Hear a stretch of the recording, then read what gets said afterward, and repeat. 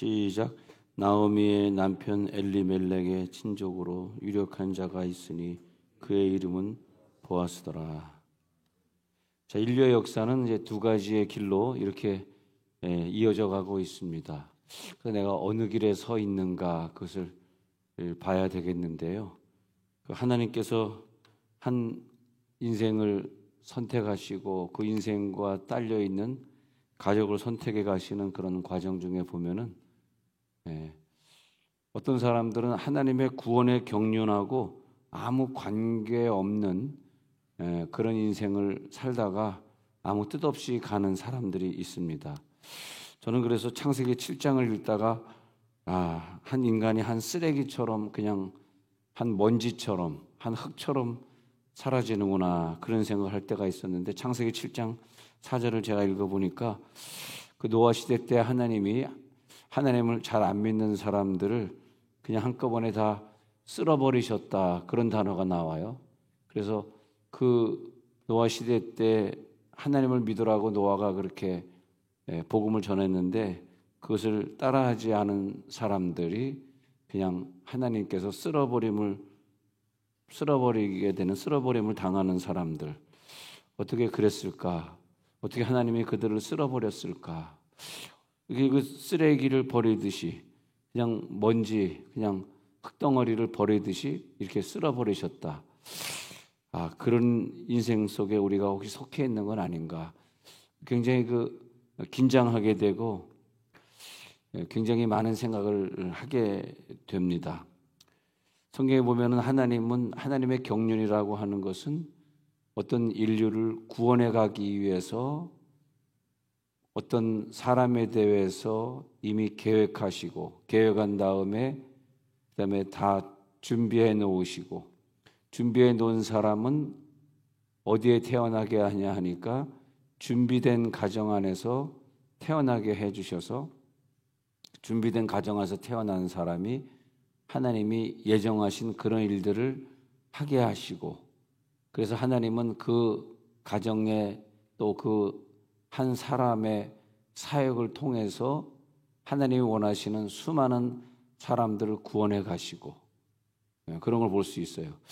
그런 그 영향력이 있는 속에서 살아가고 있었구나. 어떤 사람의 장례식을 갔는데 어떻게 이렇게 훌륭한 일을 하다가 가셨냐 이렇게 물어보니까 그분의 부모님이 아주 훌륭한 사역을 많이 하시고 그리고 하나님이 기뻐하시는 그런 특히 예배 생활에 성공을 하시니까 자녀들이 다 하나같이 예배 생활을 철저하게 해드리는 사람들이 돼요. 그러다 보니까 그 자녀들을 통해서 하나님의 큰 일을 이루어 주시고 그런 걸 볼 수 있어요. LA 있을 때 어떤 황필환 목사라는 사람이 있었는데 우리나라에서 오카는 목사님이 제자훈련 하기 전에 이미 어떤 분이 큰일을 했다 그러면 그거 하기 전에 이미 좀 시작하신 분들이 있잖아요. 제자훈련을 시작하시고 제자도의 길이라든지 오카는 목사님이 책을 내기 전에 이미 그런 책을 내시고 그랬는데 그래서 많은 제자화 운동을 하고 또 그분이 일산에 와서 목회할 때 그 황 목사님이 일산에서 목회할 때 제가 일산에 가서 집회하기도 하고 그러면서 친해졌었는데 하여튼 이렇게 세월이 지나가면서 하나님이 한 목사님을 이렇게 선택하시고 그 아들 셋이 있는데 이제 아버지가 목사다 보니까 그런지 모르지만 아들 셋이 다 공부를 잘했어요.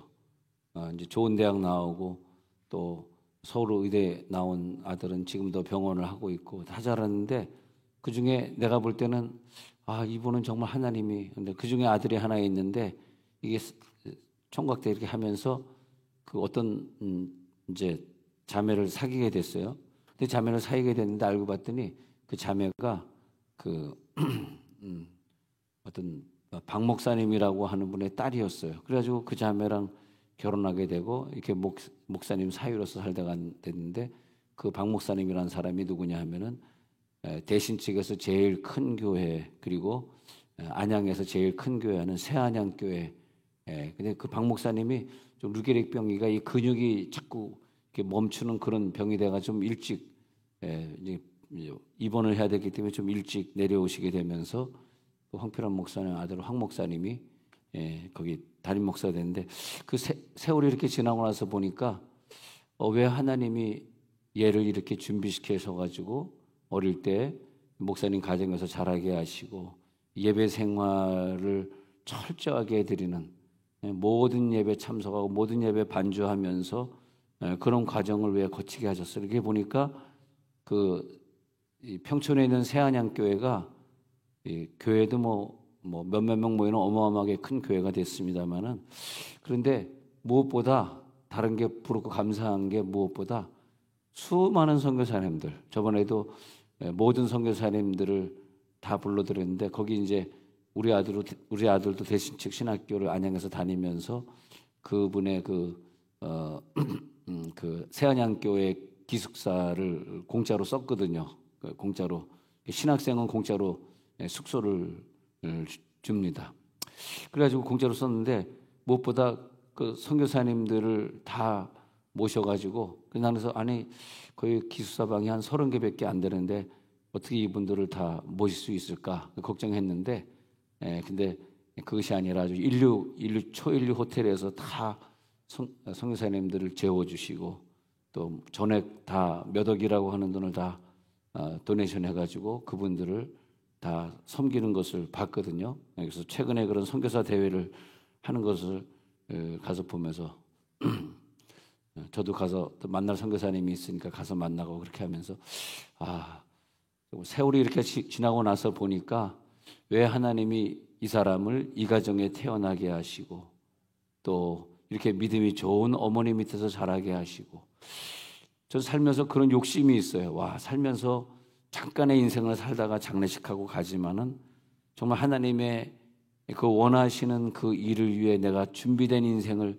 살고 있는가 아니면 그냥 빗자루로 쓸어버리듯이 그냥 하나님 안 믿는다고 한꺼번에 홍수를 40일 동안 보내가지고 다 그냥 수장시켜버리는 그런 인생 속에 한 사람은 안 돼야 되는데 자 룻기서 2장 1절에 보니까 유력한 자가 있으니 그런 단어가 나와요. 나오미의 남편 엘리멜렉의 친족으로 유력한 자가 있으니 그의 이름은 보아스더라. 보아스라는 사람이 등장했는데 이 사람을 성경에서 이 경륜대로 예정되고 준비되고 계획된 가운데서 그 사람이 태어나게 하시고 그래서 하나님이 그 시대에 어떤 복음 사역을 이루는데 하나님이 그 사람을 사용하시고 그러니까 사용되어진다는 섭리 하나님이 나를 준비시키시고 나를 이 가정에서 태어나게 하시고 나를 사용하시고 있구나 그런 섭리를 몰라요. 저는 개인적으로 굉장히 예민하게 좀 느끼고 싶어요. 내가 지금 하나님 앞에 사용되어지고 있는 과정 속에 있는 사람인가 아무 의미 없이 살다가는 사람인가 우리의 말 한마디 하나하나 내 어떤 세계를 바라보는 세계관 이 역사책을 읽으면서 역사를 바라보는 역사관 그래서 내가 오늘 예배 생활이 어떻게 되어지고 있지 그래서 저는 그런 인생에 대해서 관심이 있어가지고 이 사람이 태어나기 전에는 어떤 가정이었습니까? 이분이 이제 장례를 하게 되는데 어떤 어머님이 이분을 낳아서 이렇게 신앙생활을 잘하다가 이 권사님이 이렇게 천국을 가게 하셨습니까? 그걸 물어보거든요. 근데 그게 우연이라고 하는 것은 하나도 없어요. 우리들의 몸의 모든 것이 우연이 하나도 없이 철저하게 창조주 하나님이 몸의 구조를 완벽하게 만들어주시고 이 세상에 풀포기 하나도 완벽하게 생명을 주셔서 생명이 자라나게 하시고 동식물 모든 우주 하나도 말이에요. 하나도 한 채 오차 없이 달이 돌게 하시고 지구가 돌게 하시고 그리고 태양 주위를 돌게 하시고 한 채도 오차도 없이 착착착 돌아가고 있지 않습니까? 얼마나 하나님이 그렇게 완벽한 하나님이 정말 역사 속에서 어떤 사람을 태어나게 하시고 어떤 사람을 구원하기 위해서 사용하시는 것은 그야말로 한 채 오차도 없이 딱 그 시간에 그 사람이 거기에 머물게 하시고 그런 역사관이 우리 가운데 들어올 때 성경을 읽으면 그 성경이 우리들에게 굉장히 은혜가 되어지는 걸 봅니다. 내가 왜 이 시대에 하나님의 성경을 읽게 하시고 있지? 그래서 룻의 시대적 배경은 사사기 시대로 시작되는데 룻은 모압 여인으로 태어나서 살았어요. 근데 자기의 동서와 똑같이 어떤 뭐 전쟁의 사건이나 무슨 사건, 원래 모압 땅, 지금의 요르단 땅이 전쟁이 많은 땅이거든요. 예. 그래서 전쟁에서는 남자들이 다 죽었는지 뭐 시아버지도 죽고 자기 남편도 죽고 동서의 남편도 죽고 남자 셋이 다 죽었어요. 그러다 보니까 자기 남편을 일찍 여의게 됐는데, 근데 그 모압 땅에 살다가 그런 것 같은데, 이 유대인인 자기 남편의 어머니가 또 유대인 아닙니까?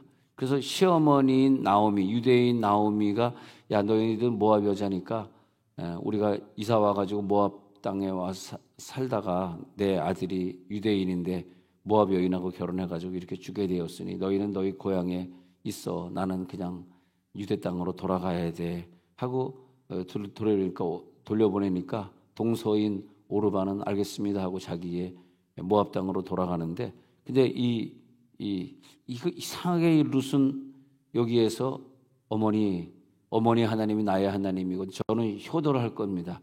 우리 인간적으로 보면 그냥 효도하는 여자, 효도하는 그냥 며느리로 보이잖아요. 근데 효도라고 하는 것을 통해서 효를 하는 사람이 결국은 하나님의 큰 구원 역사를 이루게 하신다는 거죠. 네. 그러니까 우리가 저 사람을 굉장히 어려운 사람을 내가 도와주고 내가 친절하게 대해줬다는 그 작은 역사는 하나님의 큰 역사의 한 일부분의 작은 그림으로 포함되게 되는 거죠. 효라고 하는 작은 그림 같아 보이지만은 효자, 효녀를 통해서 하나님이 나중에 큰 그림을 완성시켜 간대요. 그래서 성경에는 이런 어려운 단어들이 룻기에 적혀 있는 건 아니지만은 그냥 시어머니에 대한 혼자 된 시어머니, 나도 혼자 되었지만 혼자 된 시어머니가 얼마나 가난하고 힘들까. 그래서 시어머니에 대한 효에 초점을 맞춘 것으로 성경이 보입니다마는 그런 가운데서 하나님은 예수님이 나중에 탄생할 족보를 효를 행하고 있는 한 여인을 통해서 족보를 새롭게 만들어가고 있다는 거죠. 네. 참 희한하지 않습니까? 그래서 성경을 보면은 참 희한하다. 그래서 성경에 보면은 누가 누구를 낳고 하다가 아주 그냥 성경 읽다가 누가 누구를 낳고 하다가 지쳐버려가지고 에이 성경 안 읽어. 그래가지고 누가 누구를 낳고 나오는 마태복음이나 레위기나 이런 데 가면 성경을 거기서 끝내버린 사람들이 많아. 아이고 뭐 옛날 뭐 낳은 얘기 뭐 낳고 또 어디 보면 또 거꾸로 또 죽은 얘기, 누가 언제 죽고 죽은 얘기, 낳은 얘기, 이게 뭐가 필요 있는가 했는데 자세히 보면 그 한 사람 누가 누구를 낳고라는 그런 얘기들이 얼마나 귀한지 몰라. 아 이래가지고 낳고 하다가 우리를 구원하실 예수님이 태어나는 과정 속에 있기 때문에 낳고 다윗은 누구는 이래가지고 예수님까지 가는구나. 이게 깨달아지는 거예요. 할렐루야. 그 깨달아지는 그 낳고의 그 출생의 기록 속에 그 사람의 이름이 기록되었다는 거.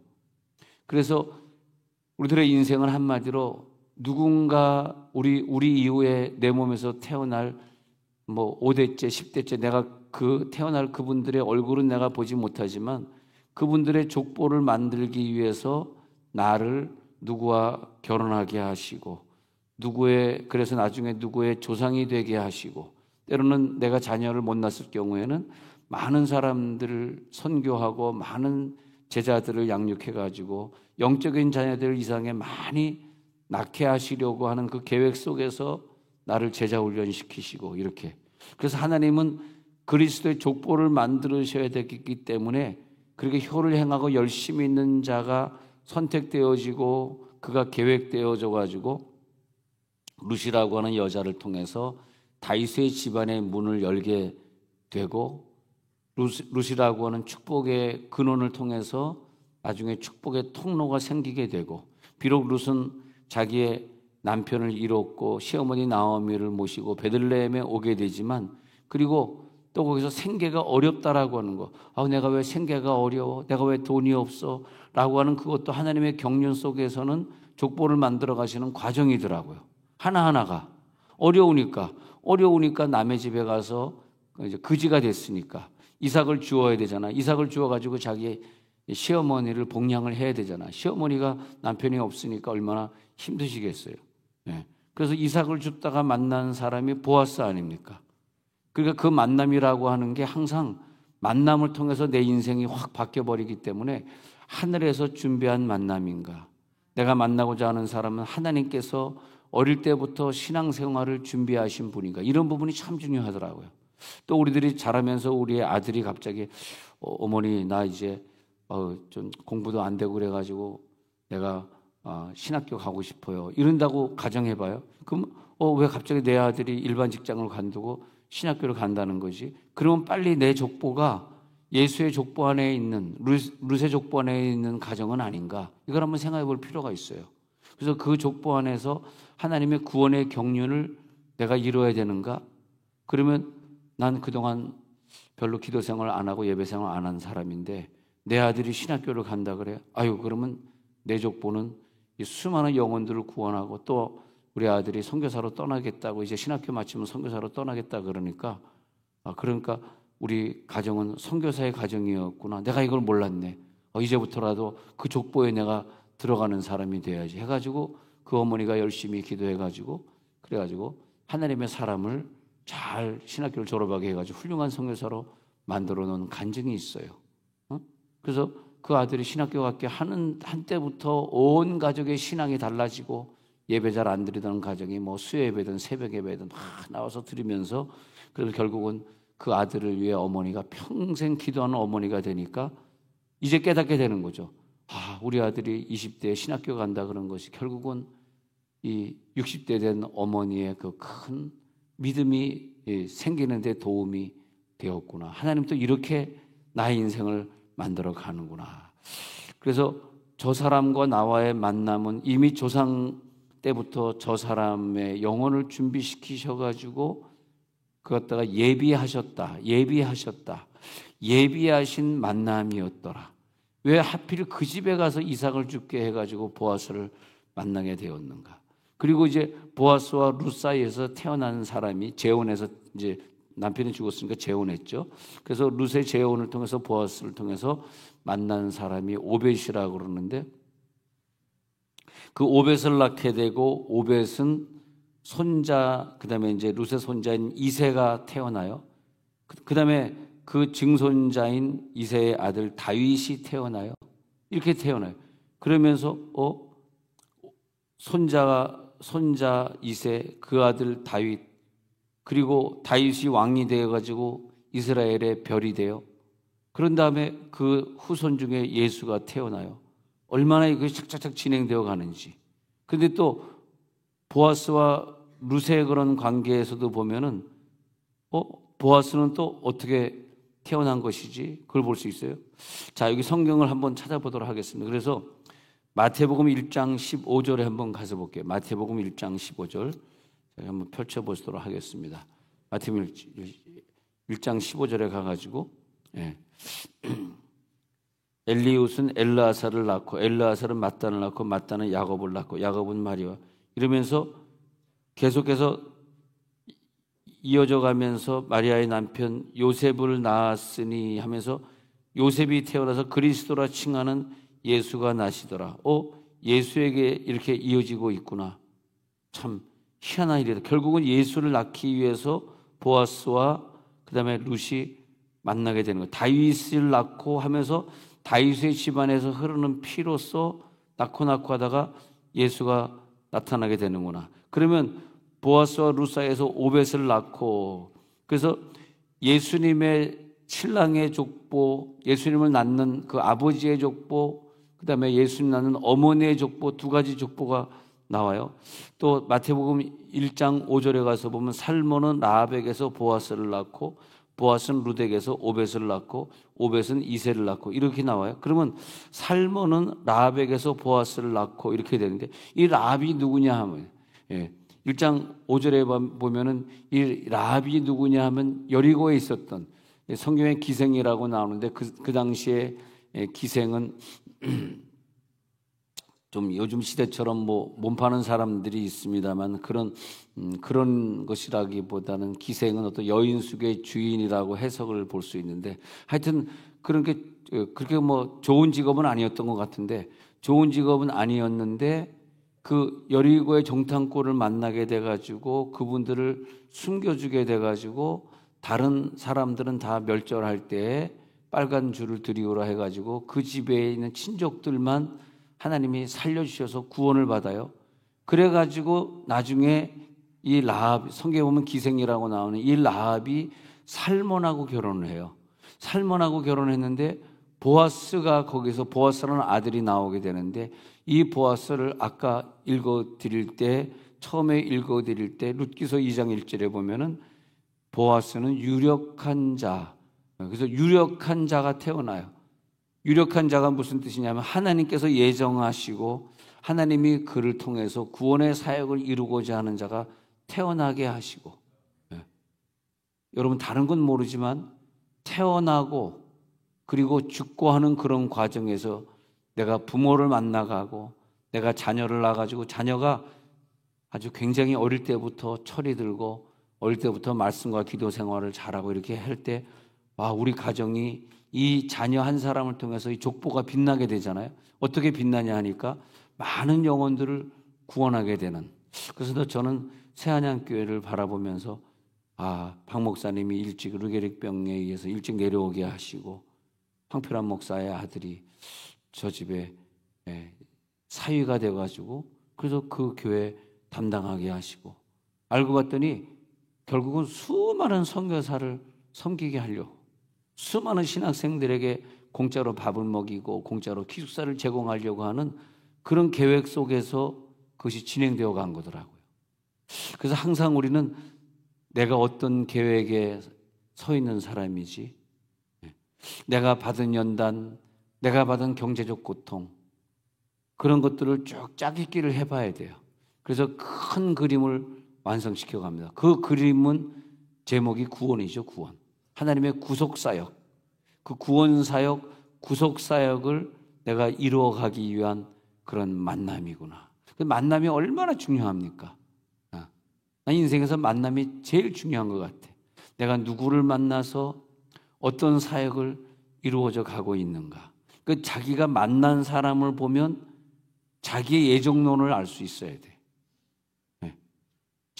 자기가 만난 사람을 바라보면서 나의 예정론이구나. 내가 만난 부모님을 바라보면서, 그죠? 저도 저의 증조 할아버지가 신사참배 반대하다 돌아가신 순교자 아닙니까? 순교자 집안에서 내가 나중에 태어난 거더라고. 그러니까 할아버지가 통합측 용천노회를 처음, 용천노회 시작이 선우균 장로라고는 저희 할아버지가 하신 거거든. 그렇죠? 또 외할아버지는 대광고등학교, 대광중고등학교, 초등학교 설립자이신 이창로 교장이 103세에 천국 가셨습니다만, 우리 외할아버지 쭉 이렇게 보면서 우리 할아버지가 산성교회를 3명의 집사가 산성교회를 개척했는데 선우균 집사일 때 산성교회가 개척되어가지고 지금은 수천 명 모이는 강남에서 아주 큰 건물을 갖고 있는 교회가 되지 않았습니까? 그렇게 돼가지고 또 우리 아버지는, 우리 아버지가 내가 어렸을 때 보니까 그렇게 목사님들, 선교사님들, 주회장들, 교회 누가 강사로 오시면 강사비 헌금을 걷지 않았어요. 항상 아버지가 강사비를 따로 드리고, 우리 집이 이제 숙소가 됐기 때문에 그때 여관이 없었거든요. 어릴 때는 우리 집에서 강사를 다 모시고 그랬는데, 근데 이제 강사를 모시는데 옛날에는 그 여자 전도사님 막 그냥 이상하게 생기고 막 얼굴 시꺼멓고 그다음에 까만 치마에 하얀 저고리 한복 입고 다니는, 한복도 아닌 이상한 옷 입고 다니는 그런 분들이 막 강사로 다녔잖아요. 그러면 나는 이제 제일 막내니까 누나들이, 내 위에 누나도 남대문 국민학교 가고 그러면 난 집에서 늦잠 자고 있는데 막 엄마가 깨우면서, 야, 강사님 오늘 가셔야 된다, 빨리 일어나라. 왜 그러는 거야, 나사는? 왜 그렇게 깨우는 거야? 불쌍하다, 웃어주라. 야, 우리 저 전도사님 가시는데 기도 받아야지. 나는 받기도 싫은 기도인데 얼마나, 또 자기가 또 한 3박 4일 머물다 가니까 얼마나 간절히 기도하는지, 하여튼 샤워를 엄청 했습니다. 침을 얼마나 튀기는지, 그 나이 든 여전도사님들이 다 돌아가신 분들이지만 그러면서 근데 그때 그냥 나는 태평양에 어디 붙었는지 인도양에 어디 붙었는지 알지도 못하는데 이 사랑하는 이 아들이 태평양을 넘나들 그때는 비행기 탄다는 건 꿈도 못 꾸던 시절 아닙니까? 어디 우리가 비행기 근처에나 가보겠습니까? 비행기가 어떻게 생겼는지도 모르는데 그냥 이 아들이 태평양을 넘나들게 하시고 얼마나 넘나들었는지 뭐 대한항공 아시아나 뭐 밀리언 마일스 클럽이 돼가지고 저번에도 갈 때 죄송하지만 퍼스트 클래스를 탄 건 아니지만 라운지를 퍼스트 클래스 이용하고 다니는데 근데 그 샤워를 시켰던 침을 엄청 튀겼던 그분의 예언이 나중엔 다 이루어져가지고 세계의 복음을 전하게 다니는 아들이 되고 자 근데 축복을 우리가 받기 전에 먼저 내가 축복받을 그릇이 되었는가를 보면 돼요. 그 우연히 일어나는 건 없어요. 다 필연적으로 착착착 되어가는데 보아스는 이미 예수님의 조상이 될 그런 축복받을 그릇이 되었구나. 그래가지고 룻과 재혼하는 룻을 자기 아내로 맞이하는데 주저함이 없었구나. 참 착한 사람이네. 참 기특한 사람이네. 어떻게 이런 가난한 여자를 자기 아내로 맞이할 수 있었을까? 그거 보니까 그 아버지 살몬이 라합하고 결혼을 했더라고요. 그래가지고 유대인 보아스가 나오게 되고 보아스는 또 룻과 희한하죠. 이게 그림이 이 족보의 그림을 그려보면은 참 희한해. 그래서 보아스가 장성한 다음에 그가 유력한 자가 되었구나. 즉 유력한 자라는 게 뭐냐 하면 명문 가정의 사람이다. 명문 가정들이 될지어다. 그래서 내가 명문 가정 그래서 일부 예배 오시는 분이 어떻게 일부 예배부터 오세요? 그러니까 일부 예배 참석해요. 2부 예배 중보기도 들어가요. 3부 예배는 안내해야 되고 그 다음에 또 목장 예배를 또 1시에 목장 예배 드려야 되고 목장 예배 드리고 나면 또 무슨 모임이 있어야 되고 아주 그냥 세종원 이렇게 달라가면 머리털 다 빠져요. 아버지 무슨 이런 교회가 다 있습니까? 7시 반 예배 또 안내하는 사람 왜 안내하냐 했더니 2부 예배 성가돼야 되고 3부 예배는 초등학생 교사해야 되고 또 초등학교 교사 끝날 때마다 맨날 같이 식사하니까 또 식사로 또 나가야 되고 끝나면 또 돌아와가지고 목자하니까 또 목장 예배 준비해야 되고 하여튼 죄질 생각 다 버리고 왜 하나님 날 이렇게 근데 이상해요. 부모님이 그렇게 예배에 철저하게 일부부터 예배를 잘 참석하게 하시고 한 다음에는 저는 그들의 자녀를 유심히 제가 노려보고 있어요. 대체 얘가 뭐가 될까? 우리 교회 어떤 그 청사 다니는 어떤 자매님이 있는데 여자 집사님이 있는데 그렇게 새벽기도 안 빠지 열심히 기도하더니 나중에 보니까 아들이 조금 속을 세겠어요. 공부 안 하고 속을 세겠는데 고등학교 2학년 되니까 그때 철이 들면서 그때 책상에 앉아서 한 2년 동안 공부해가지고 그래도 하여튼 원하는 대학에 엄마가 원하는 대학에 들어갔는데 어느 날 교회에서 누가 저 교육실에서 피아노를 치는데 피아노를 이 학생애가 엄청 잘 치는 거예요. 그래서 그거 체르니 30번인데 내가 좀 알잖아요. 체르니 내가 좀 쳐봤으니까 체르니 30번인데 그거 안 보고 어마어마하게 잘 치네. 그랬더니 저 어릴 때부터 피아노 엄마가 치라서 피아노 쳤어요. 어느 대학 가려고 그랬더니 대학 지금 어느 피아노과를 지금 준비하고 있는데 와 손가락이 돌아가는데 그것까지 안 웃어? 웃을 때까지 한다. 그래서 엄청나게 잘 치는 거예요. 야, 이 어머니가 이렇게 매일같이 이 아들 딸 위해 기도하더니 아들도 좋은 대학 잘 들어가게 하시고 이제는 엄마 화합하고 엄마 욕하지 않고 좋은 효자가 되게 하시고 딸은 또 음대 간다고 이렇게 피아노를 잘 치게 하시고 그래서 이번 주간에 그 딸을 보면서 제가 칭찬을 많이 해요. 아유 훌륭하다. 참 좋은 딸이다. 이 아이가 피아노를 엄청 잘 치는 걸 보니까 아마 그 새한양교회 황필환 목사의 같은 그런 남편을 만나게 될 것 같은 그런 느낌이 옵니다. 황필환 목사님의 아들 황 목사님 같은 아들을 만나고자 하는 별로 관심이 없는 표정들이시군요. 그래서 유력한 자와 룻이 결혼하는 장면. 이 라합이라고 하는 여성이 하나님을 두려워해가지고 그리고 믿음의 사람을 잘 접대하고 숨겨두고 했더니 그 축복이 계속 이어져 가요.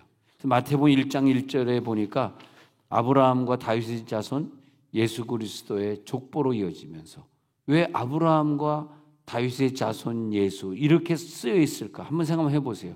아브라함의 시대, 믿음의 조상 아브라함으로 시작해가지고 다윗으로 건너와서 왜 자손 예수라는 그 계보를 말하고 예수 그리스도의 계보를 성경에 기록해 놨을까? 깊이 생각해 볼 필요가 있어요. 그래서 내가 아무 의미도 없이 그냥 노아 시대 쓰레기처럼 그냥 빗자루로 쓸어버리는 인생이 아니라 이 족보 속에 기록된 누구를 낳고 누구를 낳고 족보가 보면요. 아브라함, 이삭, 야곱의 족보가 있는가 하면은 아브라함, 그 다음에 이스마엘, 그 다음에 뭐 에서 이러면서 전혀 믿음의 족보 아닌 족보로 나오면서 지금 테러를 일으키고 전쟁을 일으키고 또 지진이 나서 그냥 죽어버리고 쓸어버리는 가운데 그 명단이 포함되어 있는 그런 사람들이 있어요. 예. 근데 그런 사람들은 부모를 잘못 만난 거죠. 부모의 잘못된 족보 안에서 자기가 태어났기 때문에. 아니 이슬람 사람으로 태어나가지고 테러 18살 19살에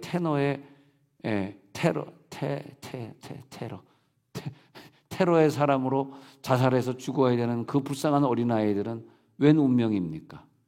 웬 운명으로 거기서 폭탄을 두르고 죽어야만 합니까? 자기가 거기서 태어난 거죠. 근데 하나님의 열심히 이를 이루시리로다. 하나님의 열심은 나를 어떤 가정에 태어나게 하시고 그리고 내가 이 가정에 태어났으니까 나는 복음 사역의 길을 걸어가야 되는 사람이구나. 그 자손을 통해서 하나님의 것을 이루게 하시고 사도전 16장 1절에 보면은 디모데의 출생에 대해서 이렇게 얘기하고 있어요. 디모데는 더베아루스드라의 이름에 거기 디모데라 하는 제자가 있는데 그 어머니는 믿는 유대 여자요, 아버지는 헬라인이다. 근데 아버지가 헬라인인데 얼마나 신앙생활을 잘했는지는 사실은 성경에 기록되어 있지 않은데 아마 아버지는 불신자였을 수도 있어요. 근데 어머니가 유니게, 영어로 보면 유니스라고 이름하죠. 유니스라고 하는 이름을 가진 여성이었는데 그 어머니가 눈물로 디모데를 위해 기도했어요. 그리고 그 어머니의 어머니인 로이스가 또 이 손자 디모데를 위해서 눈물로 기도해가지고 그래가지고 야 내가 너를 너무너무 보고 싶어. 왜냐하면 너를 생각할 때 눈물이 나는데 바울이 디모데만 생각하면 눈물이 나는데 너는 기도할 때마다 디모데야 눈물로 기도했지. 그 눈물은 너의 눈물이 아니라 너를 위해 늘 기도했던 어머니의 눈물이고 너를 위해 기도했던 그 할머니의 로이스의 눈물이야. 그 눈물이 있었기 때문에 디모데가 태어나가지고 디모데가 그 다음에 누구를 만나냐면 만남의 축복이 있거든요. 자, 어느 가정에서 태어난 다음에 나타나는 게 그다음에 만남의 축복이 있어야 돼. 그래서 바울을 만나게 되는데 바울이 늘 디모데를 얘기하면서 칭찬해요. 그래서 야 디모데가 있는데 이렇게 나를 갖다 열심히 섬겼어. 그래가지고 헬라인 그 자기 아버지가 헬라인으로 태어나서 자기 헬라인이어야 되잖아요. 근데 헬라인의 문화와 종교에 끌려가는 것이 아니라 바울에게 그 어머니와 할머니가 변화되어 가지고 그래서 눈물의 기도로 태어난 디모데. 바울이 디모데를 바라보면서 야 어떻게 이렇게 아들을 이 어머니가 훌륭하게 키워줬을까? 어떻게 기도하는 아이로 키워줬을까? 어떻게 예배 안 빠진 아이로 키웠을까? 그래서 바울에게서 디모데는 할례를 받고 세례를 받고 훗날 에베소 교회의 목사가 됩니다. 그리고 에베소라고 하는 훌륭한 그래서 터키에 갔을 때 에베소 교회를 보는데 그 흔적을 보는데 얼마나 눈물이 나든지 바울이 지나가는 흔적이 있고 디모데가 목회했던 교회 지금은 뭐 벽만 남아있고 기둥만 남아있는 흔적이지만은 그래가지고 이 바울 디모데로 이어오는 이 영적인 족보를 바울은 자녀가 없었어요. 바울은 자녀를 낳지 않은 대신에 많은 제자들 갖다가 디도라든지 디모데라든지 많은 제자를 키워내지 않습니까? 그래가지고 좋은 멘토를 만나게 하시고 그래서 바울의 그 모습처럼 따라서 예수를 잘 믿게 하시고 그래가지고 하나님의 영광을 결국은 크게 드러내는 초대교회 목회자가 디모데가 되게 하시고 하나님 오늘도 그런 준비되어 가시는 과정 속에 내가 여기 앉아 있습니다. 하나님 그 과정 속에서 내가 오늘 하나님의 백성이 되어 갑니다. 하나님 나를 불쌍히 여겨 주옵소서. 하나님 여기에서 하나님의 뜻을 이루게 하옵소서.